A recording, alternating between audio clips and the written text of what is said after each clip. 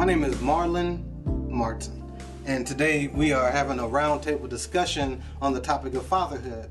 And kind of want to change the atmosphere on the negative connotation that's been put on fathers and black fathers in general.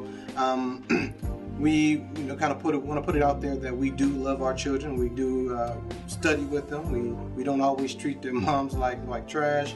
We are trying to put the positive atmosphere as far as fathers are concerned in the air, and that is why we're here today.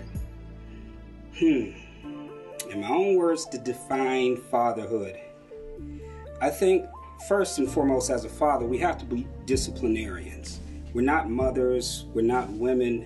I'm not the quote unquote, it's not my job to be the primary nurturer, if you will. And I don't mean any disrespect intended to women, but we have to be disciplinarians. Two, if you look, you have to look past anything and everything. I have one objective as a father, and that's to produce the best children possible. So it doesn't matter to me, and I have a great relationship with my ex-wife, my children's mother, but it doesn't matter to me if she has a bad day or if I have a bad day. There is nothing that's going to stray or cause me to stray from that path of being the best possible father and delivering the best possible children to this community. Not caring if I'm necessarily the most politically correct when it comes to rearing my children. At the end of the day, when you look at it statistically, we test 20% lower in everything that is good and 20% higher in everything that is bad. I don't subscribe to, I have to pay attention to what society says that I have to do as a father. I have to pay attention to, I have an objective to deliver the best children to this community that I possibly can, and it doesn't matter to me what I have to do to meet that goal. I say to all the new fathers, no matter what happens with that mother, and I hope that relationship lasts forever, but just in case it doesn't, don't ever divorce your children. No matter the issues that you're having with her, you don't have to take out those same emotions on those children because they need you. The daughter needs her father, son needs his father, and I think that too many men leave their children once they leave the woman, and that's something that we should never do. My definition of fatherhood would be just loving, caring, supportive, being a disciplinarian, and also, just grooming our children to be the next future leaders. All right, so as it pertains to the question, when is it a good time to introduce someone you're dating to your child's mother? First of all, let's backtrack a little bit here. First of all, you need clarity, a word me and my friend Marlon Martin like to use a lot. You have to have clarity with that person that is the mother. If you are not in a situation where you are still dealing with that mother in an affectionate manner, if there are no feelings involved with her in that regard, then I don't really see it being an issue. If there are no feelings involved. I think that what usually happens a lot, and one of the stigma that's attached to it, and especially when it comes to black women, a lot of times when the male moves on and starts dating someone else, like let's paint a scenario here. The male is out at the club with the new person that he's dating, and let's say he may not have said anything else, but now you got the girls out at the club viewing him with the new female. So this now becomes a conflict, and the girls in the corner, they're having their cat talk and talking about how he ain't this and he ain't that and he ain't this, but you don't never know what their relationship is. So if there is no emotional attachment to them anymore, I think there isn't a perfect time. I think that it could happen pretty much when the male is ready to introduce that female to the mother. And I don't think it should be an issue. I don't think it should be a big deal. Fatherhood for me would be basically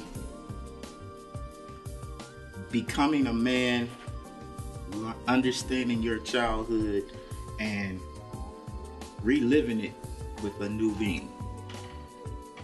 Putting your heart and soul, your spirit into the element and just being the best you can be to create an individual that can think and speak for themselves in this society as an individual and just be something The great. question of child support, specifically for a father, after you've moved on from a relationship where you have children, it's a messy one. I know some people that have gone through that. I'm a product of a family where my father and mother went through those battles. I've been in those courtrooms.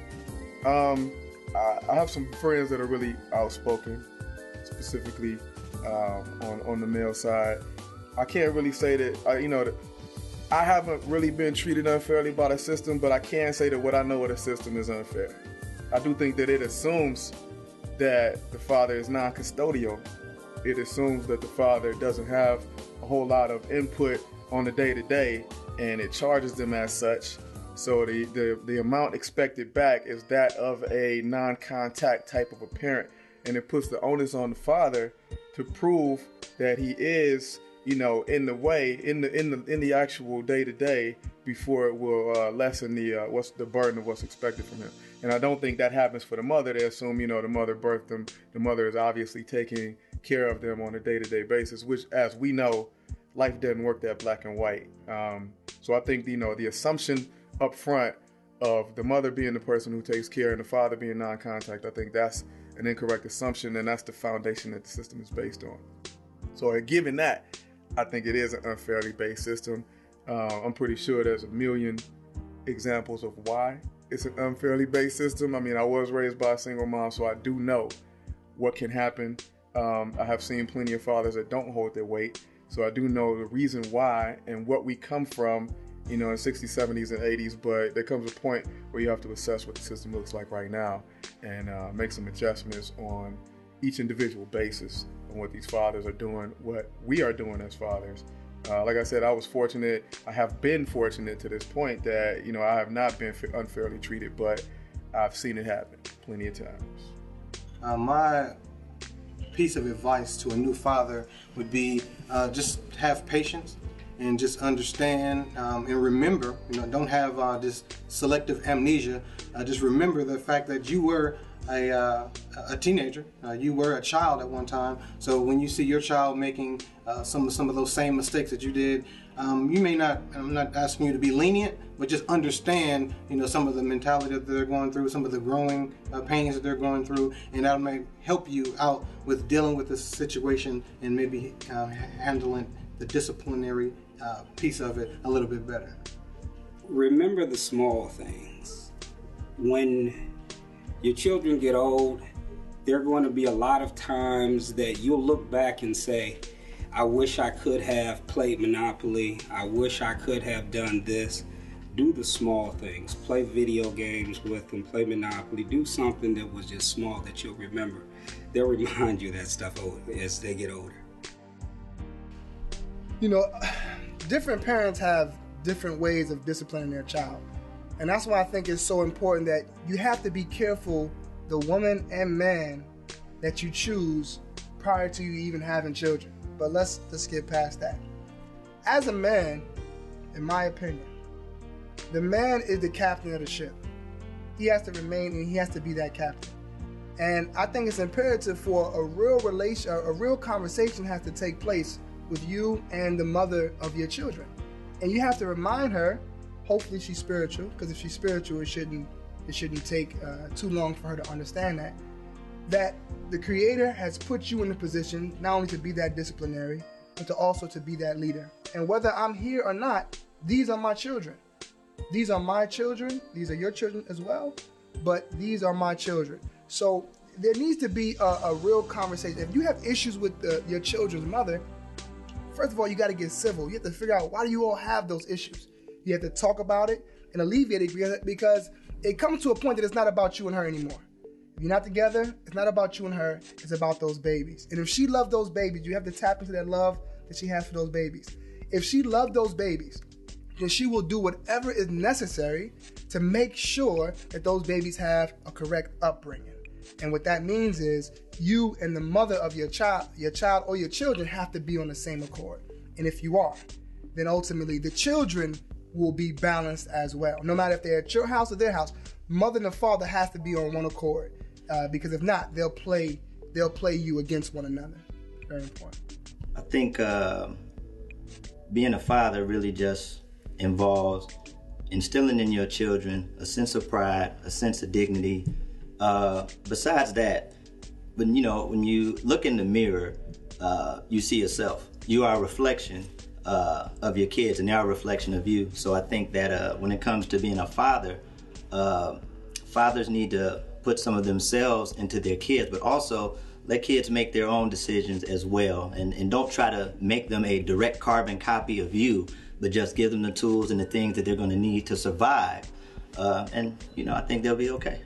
To a new father, any new father, I would say it's not about you. Because primarily, we're not even these children's fathers. I believe in a creator that is the father. And he's given us these spirits to raise. He's choosing us, saying we're worthy to raise that spirit for him in his place. So to me, I would say, remember that it's not about you. You may feel a certain way. Everybody has weak points, selfish points, things we want to do. Those are not the important things. You have to do what's effective to raise that spirit that you've been chosen to raise, because that's a responsibility. All right, the way I would deal with a situation the way I have dealt with situations as far as the mother of my child, because I despise the term baby mama. These are people that I have that I'm trusting with my children.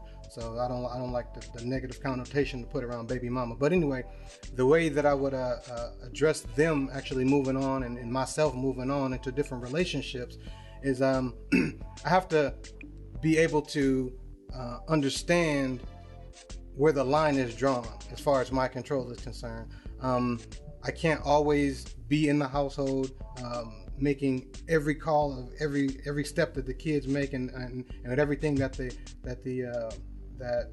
guy that she chooses to be with, everything that he says to the children. I can't be there to control. What I'm going to have to do is trust and believe in the person that God chose me to have children with, that she is doing her part as far as making sure that person she chooses respects my children, and that and I'm going to do the same thing on my end.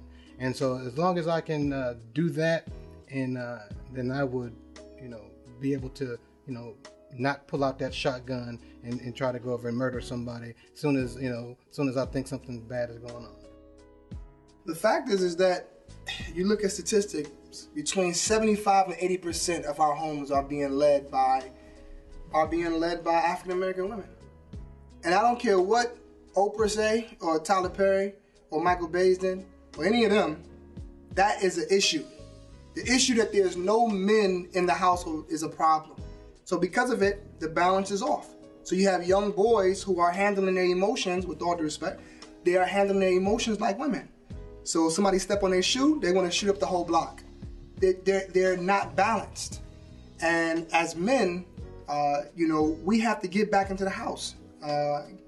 And more important than that, maybe you don't want to be with that woman. That's fine. I'm just getting back to that last point. You have to stay with your children. You have to go get your children. This is what needs to change. We have to get back into our community. You ever seen Lion King before? Only Mufasa can teach Simba how to be a lion. Nobody else can teach him that. And only men can teach boys how to be men. I get tired of looking on Twitter and Facebook and on Father's Day, all the mothers saying Happy Father's Day to me. You can't be a father, okay? You're not a father, all right? You're a good mother, okay? But you can never be a father. You can never raise a boy to be a man. It's not in you to do that.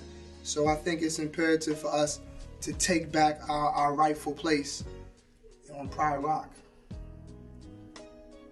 I think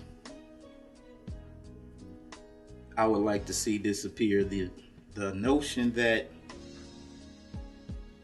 we govern this thought of valuing negativity. Like we just want to be the best criminal in life, and then we want our sons to follow our path. Like, we're just destined to go to jail. I want that to disappear. Fondest memory of my dad. The fondest memory of my dad was just, number one, a guy who loved life.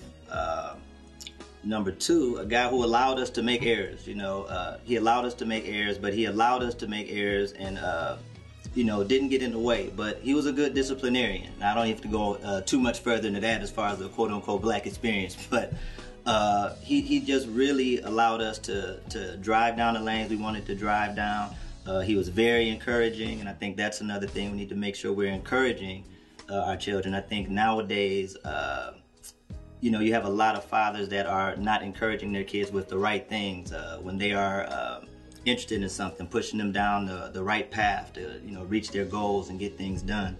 So I would say that that's my fondest memory of him. He was very encouraging in anything I wanted to do, and you know, for the most part, as long as it was something positive and it wasn't something that you know, was going to be detrimental to me or my health, then it was always good. As far as the relationship with my own father, I think everything attributed to the kind of father I am. My father was about 50 years older than me, so, you know, a lot of the experiences we had, you know, a lot of his perspective on life was really, you know, phased into things that are really the most important. He wasn't really into, you know, it wasn't about him, it wasn't about his feelings, his selfishness, any of that. It was, every moment was precious, and it was all about the smile, it was about the laugh, it was about those timeless moments with him, you know. And, you know, because I was with him as a child while he was going through his 60s, 70s, and eventually early 80s. So, you know, when you're that age, you're focused on the things that are most timeless. You're not thinking about yourself and what you need to do in the day or tomorrow, you know. All right, I guess the question is, if my ex-wife were a serial dater, she brings a lot of men in and out the house around my children. I thank God that, to the best of my knowledge, I don't have that issue. But the reality of it is, with regard to my ex-wife's in my relationship, I can only control what I can control. So as a father, I have to be definitively the best father that I possibly can. And I can't really affect what she does in her own household. I can sit and have conversations with her, and I thank God that I have a very good relationship with my ex-wife. But I can, if I see something that's a little off, I have a conversation with her. But at the end of the day, it is really, truly her life. I can only affect what I can do as a father with regard to my children. My relationship with my father, how it's contributed to the father that I am today, is that even though my father wasn't in my life, you know, throughout the entire time, he, you know, the time that he was there, he didn't spend a lot of time talking about, you know, football and basketball and trivial topics. He always spoke about, you know, just dropping knowledge about wisdom, dropping information that he knew about God, and just trying to instill into me to do good in this life, and I will be blessed in the next. He has taught me what not to be. That is what my father, I never had a relationship with my father.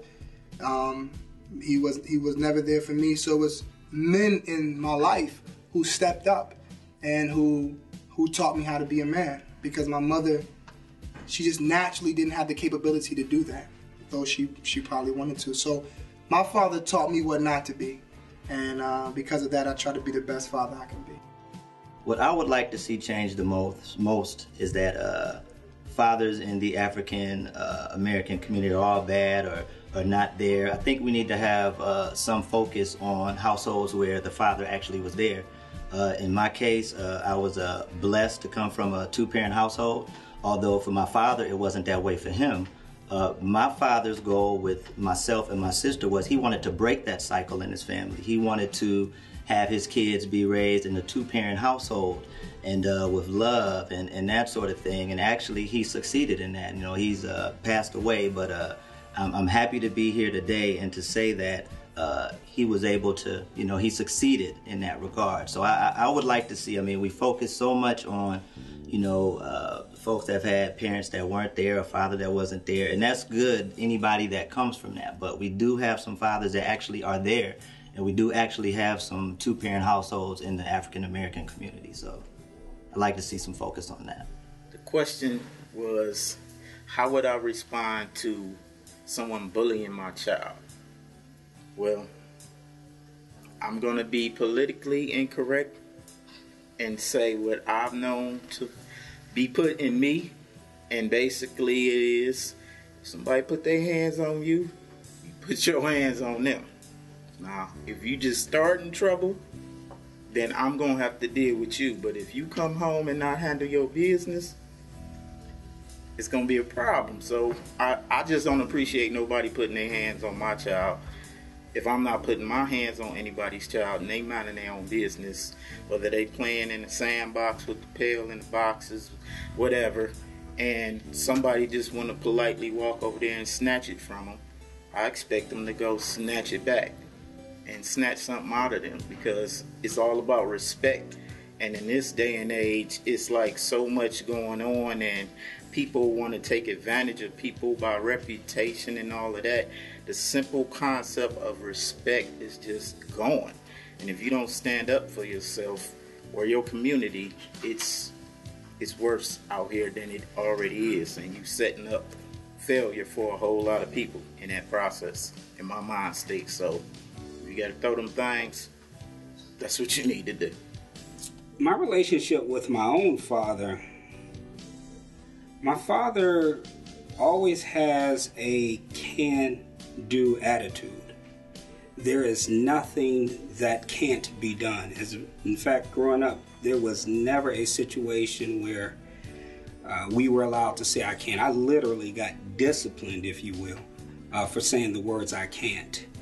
And so when I think back on my father, he always gave us he always instilled in us the attitude that there was nothing that we could not do.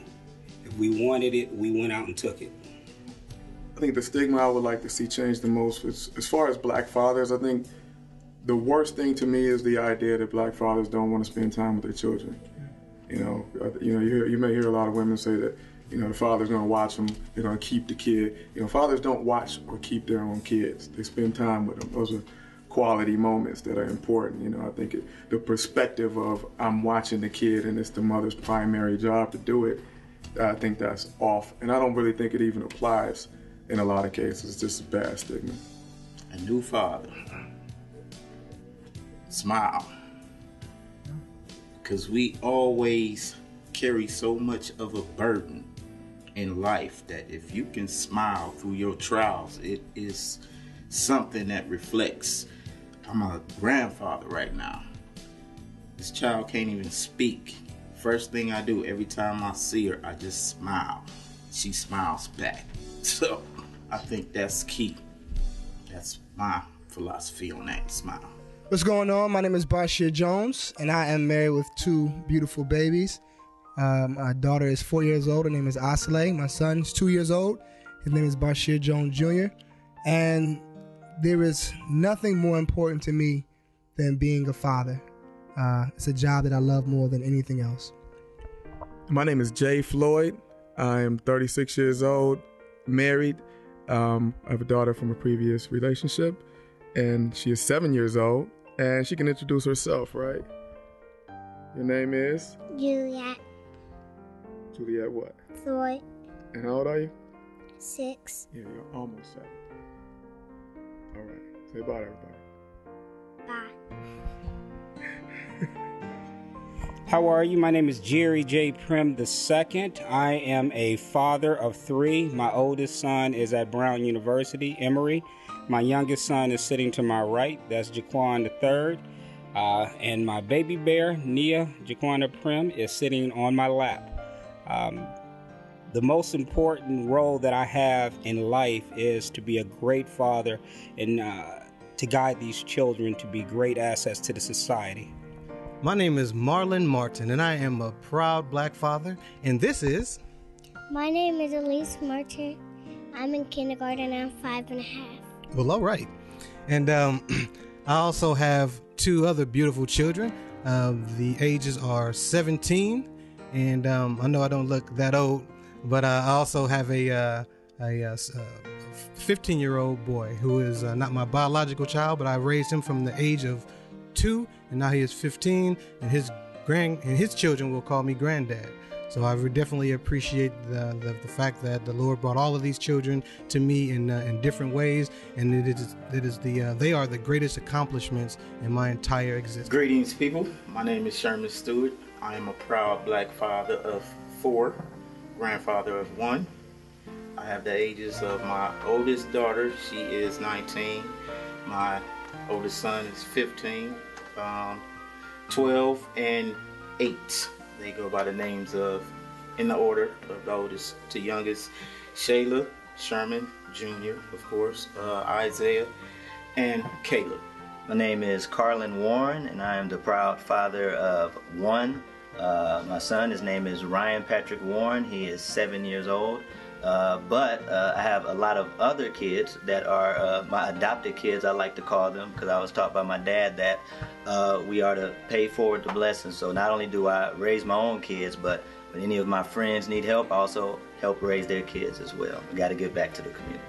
So I know, Bashir, I've heard you speak on this topic on several occasions about the men being men. Mm-hmm. So as far as fatherhood, what's your take on this? Well, first, let me say I appreciate the opportunity to be here and to be a part of this discussion. I think it's important. And let me say that this discussion is not about making women feel good. Let me say that. This discussion is about building men. And sometimes certain conversation can make our lovely, beautiful women that we all love, and we all have wives, or you've had had a wife, or you'll be looking for a wife soon. So we love our women. That's no doubt about it. But we have to be able to have clear discussions that hit the root of the problem without worrying about who's offended. And that's what I hope that this discussion will be. There's a lot of examples, I believe, of men. There's a lot of examples. Sometimes we listen to too much music and watch too much of the media that are telling us that manhood is about how much money you have, or manhood is about how many women that you have. But manhood truly is about just sticking around, just not running away from the storms that are going to come into your life. And the fact is that as men, we can't leave this situation. And that's what we have to teach our children. Don't run away from the opposition. Run towards it. So you're saying it's not about popping bottles and mowing? No, you know that. That's an excellent point. And Jerry, and I know you had some thoughts on that as well. Actually, with regard to what Bashir just said, I'm in 100% agreement with it. I think that some of the challenges that we have is that we look at life post-slavery, if you will, and not take a really in-depth look at what happened to us throughout slavery and correlate what's happening to us today, which is pretty much the same thing that happened to us throughout slavery. And until we take an in-depth look at that, then we're going to have some challenges. Additionally, I think that when we look at other communities who have not gone through that process of slavery, if you will, they have a more natural relationship as men and women. I think throughout history, and I think throughout just the history of the world, the only place where the male does not act and know his role as a male is the black man and woman, or black men and women in America. If you find a bull weevil in Canada, it's the same as a bull weevil in Bolivia. They understand their roles. But here, we've had such a disconnect that we don't understand our true roles as men and women. That's a good point, bro. Actually, that kind of brings me to my next question. As far as men being men and knowing our roles, a lot of times as men, we're put in the role of being the disciplinarian. And I'm wondering, Carlin, like, how I kind of want to take this around. Like, how do you handle discipline, as far as your child is concerned? I mean, I'm gonna have to also with that be, not politically correct and say, I let the punishment fit the crime in my house. You know what I mean? I don't want nobody calling 696 kids on me, but I came up in a household where there were consequences. as a young black man coming up, I understand now that what my dad was actually teaching me was there are consequences for anything you do in life. There's always going to be a consequence. Even take it back further, and some people in the Cleveland area will probably understand and laugh. Maybe Bambi Cash will laugh. My dad was a principal at Shaw, so I came up under a dad who was doing corporal punishment at Shaw back in East Cleveland when they had corporal punishment. Yeah, right. So there was a time in Shaw High School where when you got in trouble, you was either getting swats or days. They need that now. My dad was the man giving out the swats or days. So that just lets you know how my household was. But I think that when it comes to discipline, my dad put a good foundation in me to where I let the punishment fit the crime. So I may talk to my son, say, hey, this wasn't too cool, man. You're going to have to tighten this up, tighten that up. Now, if he doesn't tighten that up, then we're going to have a different conversation. Because it ain't always going to be about taking the Xbox. It ain't always going to be about not having your favorite whatever. We're going to have that serious conversation. And I have to be honest. When you do have that serious conversation, it usually corrects itself right away.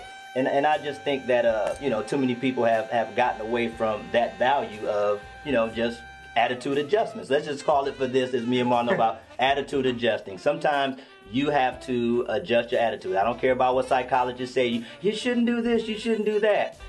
My godbrother, he's a very prestigious person, and he started off in the beginning of the matriculation of his child's life saying, he called me up, he said, man, he's doing this, Elijah's doing this, he's doing that, but I'm going into this new school ideology of not doing attitude adjustment the way society says you should not do it, so I'm just going to talk with him.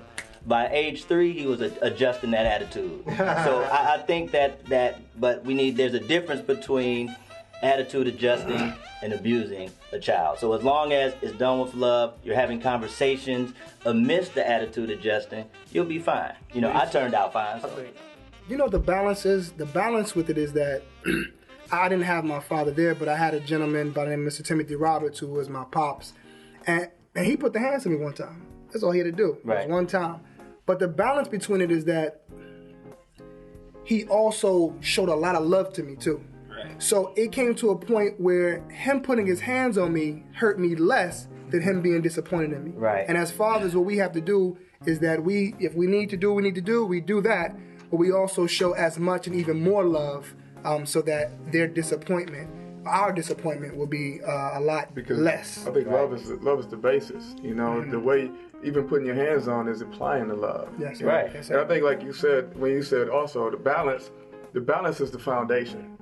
If you're starting an early foundation and this kid knows what's going on and you're there from day one, I think you're going to be all right. If you don't have a good foundation, that's when you start doing what's called an overcorrection. And then your kid's out of balance, then you're putting the hands on, then you're putting the hands on more, then you're abusing. Yes. Because, you're trying to overcorrect for things that you haven't done in the past. And I think that's what happens a lot. And it's not a black problem. That's a human problem. Right. There's a lot of white people, Jewish people, Asian people. That's just a human problem of abuse because of overcorrection. And I think it spills over into the marriage as well.